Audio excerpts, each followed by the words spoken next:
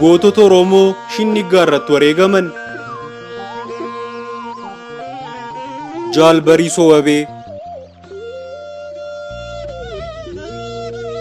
Jaal Gadaa Gammadaa,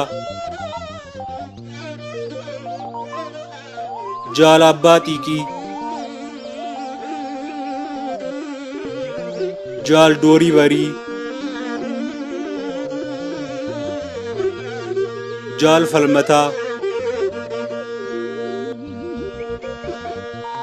Jaal Marii Galaan,